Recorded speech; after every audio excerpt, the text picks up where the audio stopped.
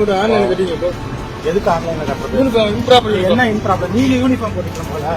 ஏய் ஏய் டப்பா ஏய் ஏய் ஆ என்ன ஏனா என்ன அர்த்தம்? ஏனா உங்கட்ட ஆடு மாடு மேய்க்கறாங்க. டப்பா ஏய் ஆடு மாடு மேய்க்கறாங்க. ஏய் நீ பேச கூடாது. என்ன பேச கூடாது?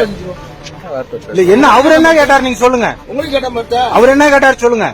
எல்லாம் பக்காவா ரெக்கார்ட் வச்சிருக்கோம். நீங்க நிப்பாட்டீங்க, அவ்வளவு தூரம் உங்களுக்கு நிப்பாட்டி நாங்க மரியாதை கொடுத்து இறங்கி வந்து இவ்வளவு சொல்றோம் நாங்க. அப்புறம் நீங்க அது இதுன்னு கேள்வி கேட்டுட்டே இருந்தீங்கன்னா என்ன பண்றது? பாப்பா தம்பி நாங்க ஒன்னும் வேற எங்க இருந்தோம், இந்த கனா இறக்கத்துல இருந்து வரோம் நாங்க. உன்னை பத்தி எனக்கு தெரியும். இப்போ நீ போ பாத்துக்கலாம் போ. டிரைவரும் நான் தான், ஓனரும் நான் தாங்க. இப்போ நீ பாத்துலாம் போ. ரொம்ப ஓவரா சட்டம் என்ன ஓவரா பேசுறீங்க. சட்டம் பேசுறாங்க? அப்புறம் என்ன பேசுறாங்களா? என்ன ஏன் பேசுறீங்க? கேக்குறாரு இவரு? ஏன் கேக்குறாரு? நான் என்ன ஆடு மாடு மேய்க்கிறேனா? உன்னை இவரு ஆடு மாடு மேய்க்கிறேன் இவர்கிட்ட. சார் பேச்சு கரெக்டா பேசுங்க.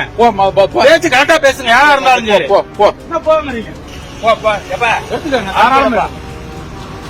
தாராளமா எடுங்க. நாங்களும் வேணாலும் எடுக்கிறோம். பொதுவா ஒரு ஹியூமன் பீயிங்கோட நேச்சரே எதை வேணாலும் விட்டு கொடுப்பாங்க. ஆனா யாருக்காகவும் எதுக்காகவும் தன்னோட சுய மரியாதையை மட்டும் விட்டு கொடுக்க மாட்டாங்க.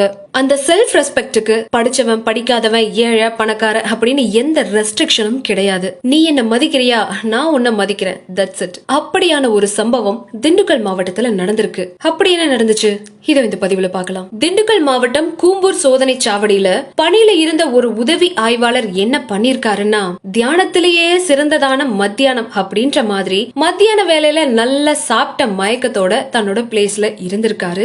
அப்போ அந்த வழியில போன ஒவ்வொரு வாகனமுமா வழி மறைச்சு வசூல் வேட்டையில ஈடுபட்டிருக்காப்ல. அப்ப சரக்கு வாகனம் ஒண்ணுல ஏலக்காய் மூட்டை ஏத்திட்டு போன ஒருத்தரை வழி மறைச்சு, ஓட்டுநருக்கான யூனிஃபார்ம் உன்கிட்ட சரியா இல்லப்பா, அதனால நீ வந்து கவனிச்சுட்டு போ அப்படின்னு சொல்ல, அந்த ஓட்டுநரோ எல்லா ஆவணங்களும் என்கிட்ட கரெக்டா தான் இருக்கு அப்படின்னு அவரு பதில் சொல்லியிருக்காரு. நியாயமான பதில் தானே. ஆனா நம்ம ஆளுகளை ஒரு சிலருக்கு தான் நியாயமா இருந்தா பிடிக்காதாச்சே.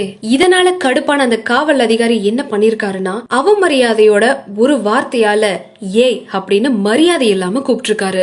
நேர்மைக்கு எப்பவுமே தைரியம் ஜாஸ்திங்க. நேர்மையா எல்லா ரெக்கார்ட்ஸும் பக்காவா வச்சிருந்த அந்த டிரைவர் என்ன சொன்னாருன்னா, அந்த போலீஸ பார்த்து நீங்க கூட ப்ராப்பரா யூனிஃபார்ம் போடல அப்படின்னு சொல்ல, பதிலுக்கு மறுபடியும் அந்த போலீஸ் ஏய்னு அவமரியாதையா பேச, அதுக்கு பதில் சொன்ன அந்த டிரைவர் ஏய்னு சொன்னா என்ன அர்த்தம், நாங்க என்ன உங்க வீட்ல ஆடு மாடா மேய்க்கிறோம், எல்லா ரெக்கார்ட்ஸும் எங்க கிட்ட பக்காவா இருக்கு, உங்களுக்கு மரியாதை கொடுத்து எல்லா ரெக்கார்ட்ஸையும் காட்டினா அது இதுன்னு கேள்வி கேட்டுக்கிட்டே போறீங்க அப்படின்னு அந்த ஓட்டுநர் கோவப்பட்டிருக்காப்ல. இதனால கடுப்பான இன்னொரு காவல் அதிகாரி வழக்கம் போல அவரோட குரலையும் ஒசத்த அவர்கிட்டயும் மரியாதையா பேசும்படி ஓட்டுநர் சொல்லிருக்காரு.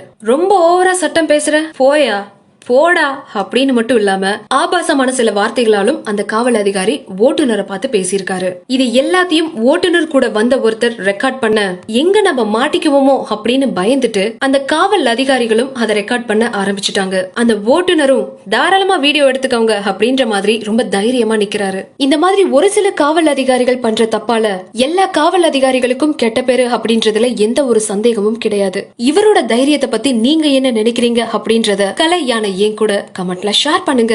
அப்படியே மறக்காம நம்ம பிஹைண்ட் வுட்ஸ் சேனலுக்கு like, comment, share and subscribe பண்ணிடுங்க.